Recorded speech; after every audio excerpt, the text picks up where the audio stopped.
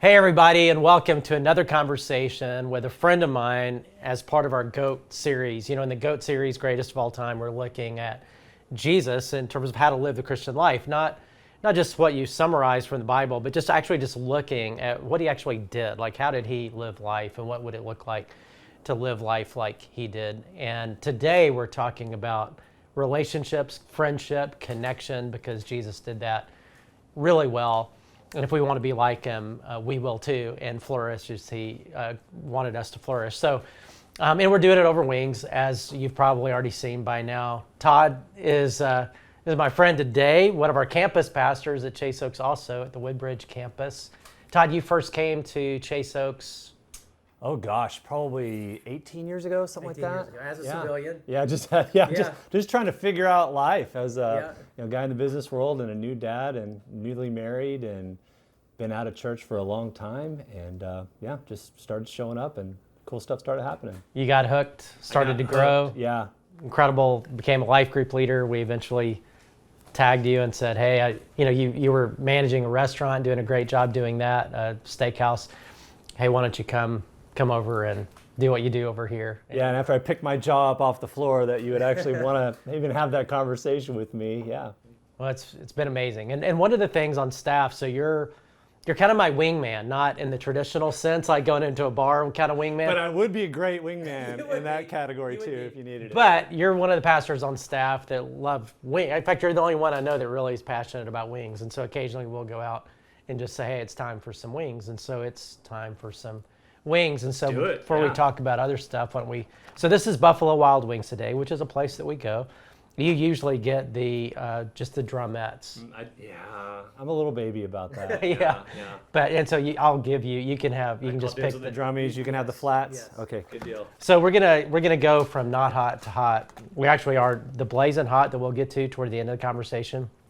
I don't know if you've had them, but pretty hot. These That'll are be for the tough questions. This is some kind of Parmesan. All right, let's get it. Parmesan garlic here, which is baby stuff. We have beverages ready to go. We have a ranch. Yeah, you got a beer for me you thought I would like, and I'm not a huge beer guy, but I'm going to try one before. All right, let's see how it goes. Cheers. Cheers. Actually, that is good. So as we eat this wing, let's talk a little bit. Our theme is relationships and friendships, and of course, everybody, men, women, we all need friends, but I know you have a real passion to help especially guys develop friendships, because it seems like we just don't do that super well. And I think all of us know we want that. So why do you think it's hard for guys to find the kind of friendships and to be the kind of friend, or find the kind of friend that we know deep down everybody wants, and yet there's this loneliness? And so just talk about that a little bit, and then I'll eat wings. Yeah, well, I can't speak for all guys, but I think, for me, there's a season of my life where you just you put your head down and you run, and you're focused on whatever it is that you're trying to figure out, whether that's school, whether that's work, a career, marriage, and trying to navigate all of that. And as guys, I think a lot of times we start compartmentalizing and just heading in a certain direction and kind of forget and lose track. I know for me, the value of having real relationships with guys in my life has been a critical part of my survival over the last 18 years or so. So, I think the biggest barrier for a lot of guys is they kind of forget, one, how great it can be. Yeah. Most of them grew up with some kind of sport or some kind of buddy down the street that they hung out with, and then somewhere along the line, they just kind of drifted away. And you talk a lot, but we never drift into good things. Right. And people will just drift into that. And guys get weird about like just putting themselves out there. Yeah. And just like, hey dude, you want to hang out? That doesn't have to be weird. It's not that hard to do, but for whatever reason, there's that barrier. Yeah. I know for me, I really do value it. And there are some friends I'm very intentional with. A guy named Bruce Miller, who's a pastor at McKinney. We've eaten breakfast together on Mondays for 24 years, I think, every Monday. But other than that, I tend to be sporadic. It's like, oh yeah, we're great friends. And then when I think about it, it's like, have I actually seen him in about 2.5 years do that? So, and if you're real buddies, you can just jump right back in, not see each other for 2 years, and you hang out again. You're like, oh, this is totally cool. It's like we never stopped hanging out. But you still have that gap where you don't have those relationships unless you Yeah. have that intentionality. But we can get this false sense of real relationship because we can just hang out every 2 years and we're cool again. But when Jesus came, it's interesting that, so he's God who took on humanity, came here. And one of the things that was really important to him was having really great friends. Not only the 12, but he was closer like Peter, James, and John, the three even more so, Mary and Martha and Lazarus. And, that was a big deal to him, which is that God is wired in a way to have friends. Which is interesting, I don't know. You would think he wouldn't need that, right? You would, right? But that's the way, and we're created in his image, we're created for connection, we can't really thrive without it. But Jesus was very intentional about that. He was, and you see that through the Gospels. He was intentional making time for his friends when he was busy and things like that. So talk a little bit about intentionality, because one of the things that I really appreciate about you is that you're very intentional with groups of friends and groups of guys, and you've actually put some effort into it, like the patio and the man cave and all that. So talk some about intentionality. Well, if you look around this man cave, you would think that it's not very intentional, actually. It's pretty much a cluster of chaos in here, but for whatever reason, it seems to work, and this is where a lot of those men's groups kind of started and launched for me, and then we've moved on to the patio and did other things. But for me, that intentionality is just in a seasonal rhythm. So for us, the weather here in Texas makes it easier to figure out your seasonal rhythms. Those fall and those springs are just great times to be in a garage or be on a patio or whatever. And summertime when it's 105, it's like, okay, a little break. But this idea of that rhythm of, okay, we're going to start back up again. We're going to hang out again. And it's been great. For me, it's kind of a survival mode thing on the intentionality. I can tell when I've gone too long without hanging out with a good friend or a crew of friends to just unpack stuff and wrestle with. Like, guys need a space, need a place where we can just be real and talk about whatever's going on. And so for me, it's just part of my own mental health, if you will, of just having guys to be around. And so that triggers that little yellow light of, okay, I need to make sure I've got an intentional focus on what that rhythm looks like for me. Well, hold that thought. We'll keep talking about it, but let's up the heat just a little bit. Round two, up the heat. So this one, I think this one is just like that's mango habanero. Okay, and that's hot, and this is the super hot, right? Yeah, that's the blazing hot, which Blazing is, hot. I'm telling you, I've had it. It'll ruin your day. But, so yeah, this is just the normal hot. Okay. I'm stealing one of You your stole one of my drummies, Jeff. That's all right. Yeah. I think we got enough wings today. We're going to be good. So how did you start the whole man cave? How did that even start? Because you've been doing this a long time. Yeah. And what is it? Like, what do y'all do? So when I bought my first house, 20 years ago or so, one of the rules that my wife and I made was okay, she has dominion over whatever happens inside the house, but in the garage, I'm gonna do whatever I want to do. I'm gonna be as messy as I want to be and make it as awful as I want it to be. And so it kind of started that way, and pool table and beer neons and things like that. And guys in the neighborhood would hang out, and I've never really had much issue with hanging out with just friends from work or friends from the neighborhood or those sort of things. I've always had that kind of in my wheelhouse. But I've never been very good at making friends with Christ followers or church guys, if you will. I bailed on church when I was about 16. And so to figure out what that looked like as an adult Was that kind of scary? it was a little scary, but I eased into it. So we ended up doing this small group called Discovery. And at the end of this small group, a guy named Rick Gregory, great guy, at the end of it, he said, hey man, the group is done for the semester or whatever, but can we still hang out? I need another guy in my life to just talk about stuff with. And I'd love it if we could just hang out. He's the one that put himself out there. It wasn't my plan. He invited me into that. And I'm like, yeah, that'd be great. Let's hang out. And we started meeting for pizza and a beer every other week, just me and him at a local shop, and had a good time. Hey, this hanging out with other guys, church guys are cool too, and they're real.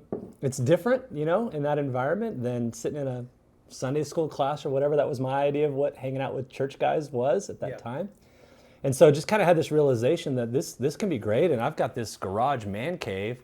What if I invite you and maybe another guy from church and all my neighbors and maybe a work friend or whatever, let's just hang out and see what happens. And we dove into a study. I think the first study we did was Gene Gett's Measure of a Man, and dove into that, and things took off from there. I want to say that was, 16 years ago or so.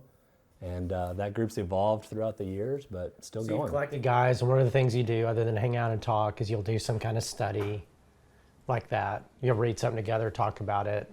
Yeah, we had to be intentional about that. You talk about intentionality, because I remember one time I had all the group over, and we were still kind of figuring out what that even looks like to have guys over, and church guys and neighborhood guys and whatever.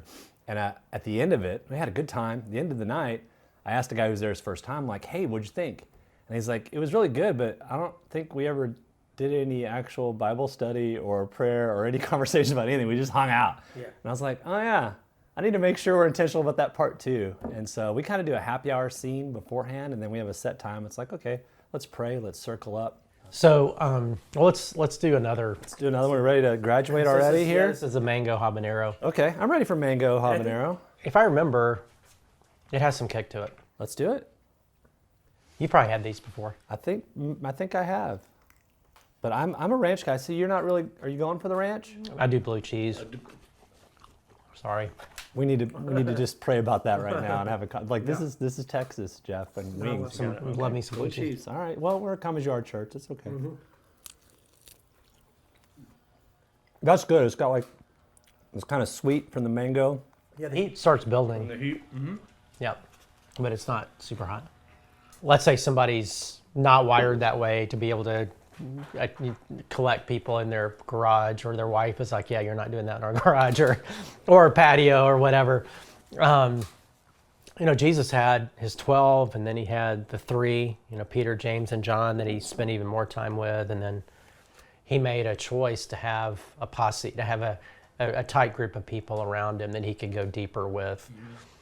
I think that's easier said than done. So what would you say to a guy that would be like, "Hey, yeah, I would love to have 2 or 3, 4, whatever people in my life like that, where we're doing life together, encouraging each other, but I really don't know how to pull that off." Yeah, so much to unpack there, man. I think, for one, you talk about how to get going or start or whatever. One is you got to be authentic to whatever you're into and whatever your scene is. Obviously, this kind of dive bar setting is not the right setting for every guy. It's an authentic kind of expression of how I like to roll, but everybody's a little different. So it's think through what that environment looks like, and think through who would want to hang out and that would be a part of that. But I think about invitation, and I think about one being always inviting people into whatever space they've got going on. It's like something simple is "Hey man, what are you doing this weekend? What do you got going on this weekend?" It doesn't have to get weird or whatever. And if they say that they've got something interesting going on, be like, "Hey, you need a wingman? You need a guy to hang out with? That sounds awesome. I could go be a part of that." Mm-hmm. And if they don't have anything interesting going on, you might have something else cool that you could invite to or whatever. But I also think about that invitation aspect of inviting guys into whatever space you've got, whatever you're into, but also being open to invitation. There are groups like this, or groups that have different forms of this all over the place, whether it's our church, other churches, or other organizations. There are clusters that are around you. It's just a matter of being open to that invitation and helping put yourself out there and be a little proactive on it. And then let's say once you find a group, because we have groups at Chase Oaks, you can sign up, you can, it's a little hard to, it's like, whoa, wait a minute, that's a big step. Like sitting in a chair at a worship service is one thing, but going is another. But let's say you do that. How do you, what would it look like to actually take a relationship deeper? What takes relationships deeper? Yeah, it's authenticity, vulnerability, and time. For me, it's those 3 things. If I'm able to be completely real and be myself around somebody, and they're able to be themselves around me, there's no need to filter or think through any of that stuff. And really, a scene like this can set the tone, and a guy getting more comfortable with that. And just like Jesus modeled, you got your 12, and then there's some smaller clusters of that. And so as you have a a small group setting of 12, 13, 14, whatever guys, if there's a couple guys in that group, you're like, you know what? I could hang out with that dude one-on-one. I'd like to hear more about his story and what's going on there. And again, it's another layer of having the guts to do that. But you got to get over all that weirdness of whatever's inside you there and just spend that extra time with those people. And then be able to be authentic, be able to spend time with them, and then you get comfortable. Well, speaking of guts, I think it's time to try the Blazing Hot. Now, I'm serious. When I said you ruined your day, I actually did. I ordered these one time at Buffalo Wild Wings, and I regret it. It really did kind of ruin my day. Do we need to get like a close up? Got some in my eye, the whole deal. Okay. So like you're not allowed to use the bathroom in my house after this. Is that what we're saying? Yeah, that's probably good thing. Yeah. That would be a level of authenticity, though. We would have a story that we could share. Do we want to like toast to this thing here? All right, and I'm gonna dip for sure. And these are thermonuclear atomic. All right. Okay.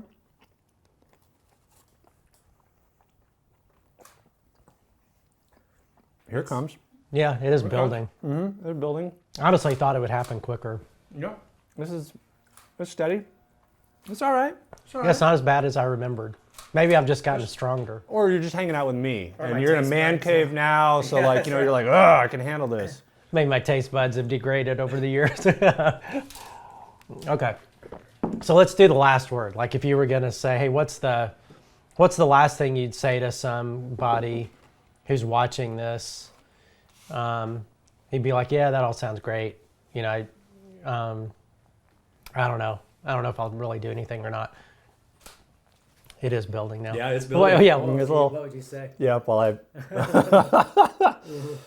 I think the biggest thing is to realize the value of it. And once you realize the value of it, it's a lot easier to overcome whatever those barriers are that are keeping you from stepping into it. I've got guys in my life that I can text about anything. I can reach out to about anything. I know they'll be there for me. And the opportunity to be there for them is special and unique. And so just having that space where you can just show up and talk about things that you just can't talk about in any other environment is worth it. And once you get on board with that of like, hey, this is probably worth it. If you've never experienced it, you don't know. So what I would say is I promise you it's worth it. I wouldn't be sane if it wasn't for this group of guys in my life. And there'd be those that would challenge whether I'm sane or not. It seems like a lot of us kind of have that in college or something. You get in a fraternity, or if you're a girl, sorority or whatever. And then you just kind of cruise out of that. And so I know I already said last words. This is the last word. Do we need to eat another hot wing? Come on, Jeff. Let's do it. Come on, Jeff. You do it. Come on, one more. I will in just a second. Okay. Let me get my question out. So, and then I'll stall and maybe not have to. Oh my gosh, this is oozing with sauce here. Okay. No. So what would a guy at Chase Oaks do? How could you take advantage of being part of a church at Chase Oaks Church? In my mind, one is, well, first, before all that, you got to realize it's worth it. You got to figure it out. You got to try it. Once you've done that, then you got two choices. You can plug into something that's already happening. And there's outlets for that. There's tools where you can find different groups like this that are posted, that are available, that you can just jump in online on the app, on the locator. So these are out there. This isn't some unicorn that you can't find or whatever. It's there. But you've got that. And then you've got the ability to, just like what Rick said before, of even kind of like, hey man, you want to just hang out? You want to just start something? And let's figure out what that looks like. Mm-hmm. For me, the key on all of that is it's not about necessarily doing everything on your own. It's about inviting guys into being a teammate for you in whatever it is you're trying to figure out. It's like, oh, you like Frisbee golf? Let's get together a group of guys and do Frisbee golf and maybe do a quick study around that. Or we like to go hang out in a garage, let's go hang out in a garage. So those are your two options. Once you realize the value, it's go find something that's already happening and it's there. Or start something. Yeah. And invite somebody to be a part of that with you. Perfect. Well, Todd, thanks so much. Thanks for the beer. Thanks for sharing the wings. We'll eat some more. And thank you for joining too. And I hope you do take whatever step toward greater friendship, toward greater connection that maybe God's put on your heart to do, or you just, even if you don't know God, you feel like, yeah, I think this would be good for me. Thanks a bunch. Cheers. Cheers.